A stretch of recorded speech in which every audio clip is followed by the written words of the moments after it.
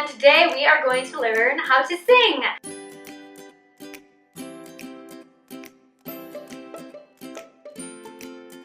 This will be part 1 of a 3-part tutorial that I'm going to do on singing. One of my most frequently asked questions is, how do you sing like a Disney princess?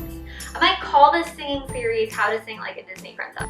So we'll focus a little bit more on how to make that princessy sound, but really know that a lot of the principles that we're talking about are true across a wide variety of styles. Not all Disney princesses have the same voice at all. However, there's a specific sound that is a very music theater-y sound that people think of when they think of princesses. You think of Ariel, you think of Belle, you think of Jasmine, you think of Mulan. Same voice as Jasmine. Rapunzel a little bit. Rapunzel a little more pop because you got Mandy Moore. Anna definitely that sound. Even a little bit Moana, she still has a lot of that traditional Disney princess sound that you think of. We're not going to go into the specifics of how to sound like one specific princess, but really what we're going to do here is focus on a technique for singing that works for your voice, so you're doing your own take on a Disney princess sound. We can take some of these techniques and you make your own spin on a Disney princess sound. It'll be much more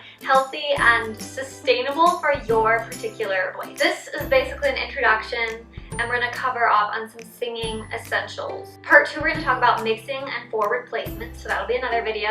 And then finally, part 3 is going to be all about bringing the character to life. It's so important for, if you do want to have that princess sound, that you understand physiologically, like with your body, how all these sounds happen. The first singing essential we are going to discuss is vocal register. Different teachers have different philosophies on it. So I'm just going to share what has helped me about thinking about vocal registers and what has helped me to become a better singer, more consistent, and understand how to control my body as I am singing, and understand how it all works together. So if this isn't exactly what you were taught, just understand there are a lot of philosophies out there on this. So feel free to read up on them and become an expert on that. And you can share with us in the comments all of your great knowledge. When a lot of people think about vocal registers, they think of chest, middle, and head voice. You also kind of talk about your whistle register, which we are not getting into that today because you don't need that for princesses. So when you think of chest voice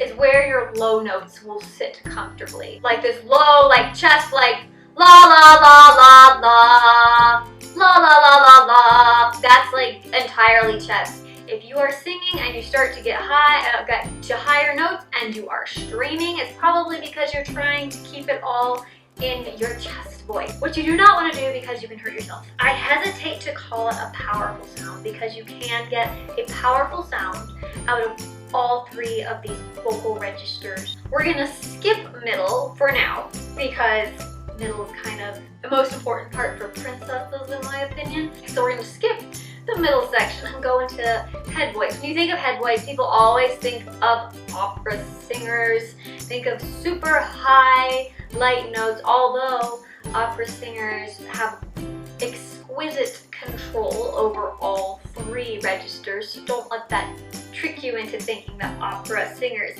don't sing with middle and chest voice. The middle voice is where a lot of that traditional, when you think Disney princess sound, that's where it happens. So when you think of middle voice, be like, who sings in?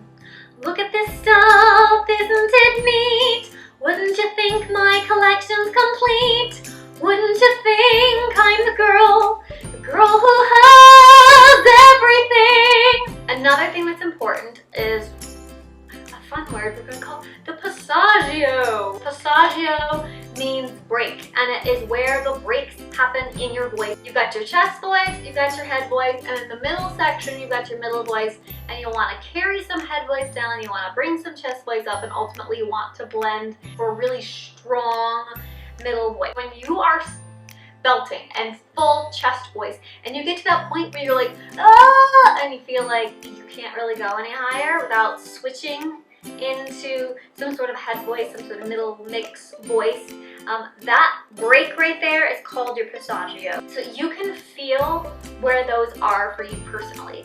And I just want you to think about those areas, because those are the areas where you're going to need to make sure that you have very forward placement, which we'll get into later, in order to make sure that you get through those. One sign of a great singer is you can sing low to high or high to low with no obvious breaks, and everything sounds smooth, it sounds even, it sounds consistent. Sometimes stylistically people will choose to make it not consistent, but great singers have the ability to sing from low to high without letting people know that they have these breaks. This is especially important for princesses because they sing through a lot of these break areas. One note especially for younger viewers, if you are a teenager, if you are a preteen, if you are even pre-preteen and you are watching this and you just want to learn how to sing, I will tell you now that there are changes that happen in your vocal cords as you grow up. It just makes it especially difficult to deal with breaks in particular. Passaggios are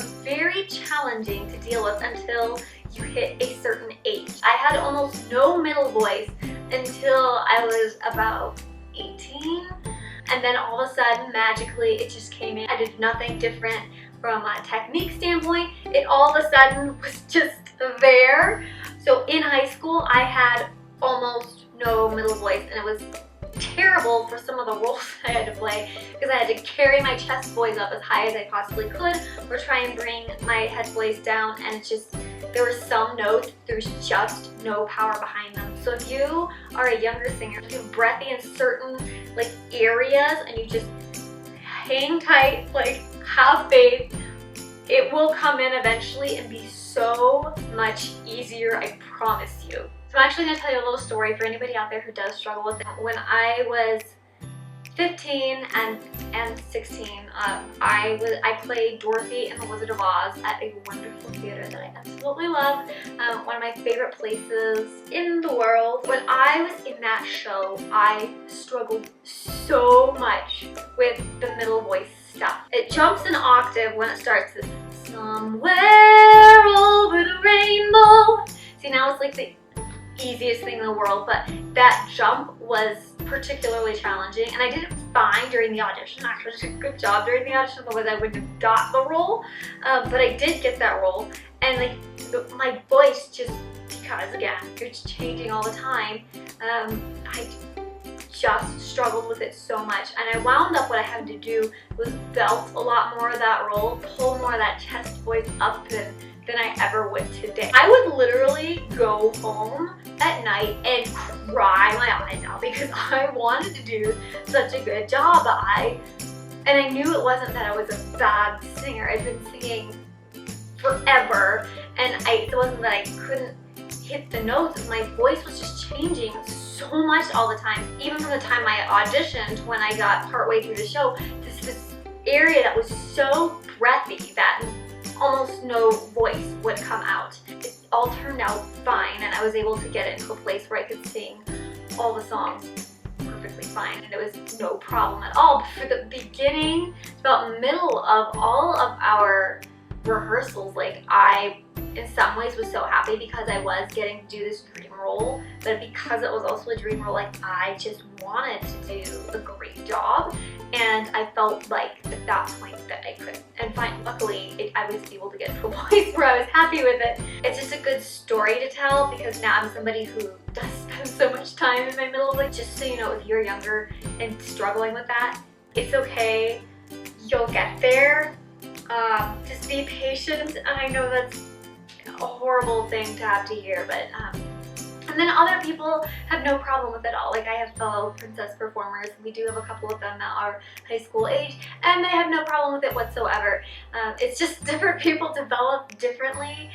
So if you're one of those people, don't look at your friends and be like all jealous they have middle voice, because yours will happen too. The next thing we're going to talk about is breathing. I won't spend too much time on it because I feel like everybody talks about the importance of breathing. If you're not getting the air into you properly, you're not going to get it out of you properly and be able to control it the way you need to. Here's my tidbit for you on breathing. People have always, since elementary school, pre-elementary school, drilled into my head, breathe from your diaphragm. And I had this idea in my head that when people were saying, don't let your chest come up, I was thinking this idea so much of you don't want your ribs at all to come up because your ribs are a part of your chest.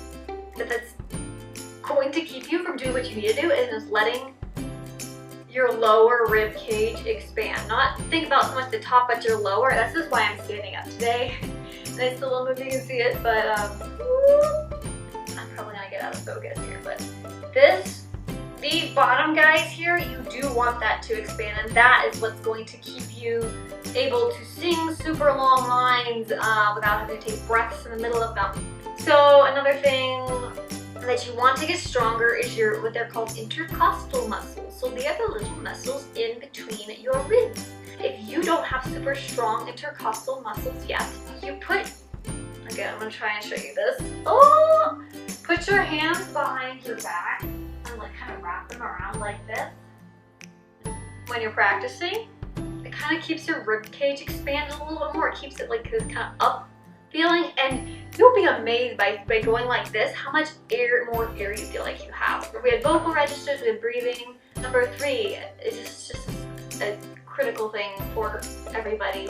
No matter who you are, do not strain your voice. Please, please do not push your voice. Pushing, and I know I'm guilty of this, is that pushing makes you feel like you're being louder, but in reality, it doesn't usually make you louder. It might feel louder to you because you feel like you've got all this more force, but that doesn't mean that it actually is louder. It doesn't make it more powerful. That's not to say that you don't sing with your whole body. If instead of this idea of pushing, if you want to have this like more powerful sound, think more of like singing with your whole body engaged rather than pushing. Never push from here. Your voice will not like you if you do that. And another thing, louder isn't always better. Unless you're singing opera, you're usually mic'd. Yes, you want like a strong sound, supported sound, and naturally eventually it'll become louder if you're developing your technique properly.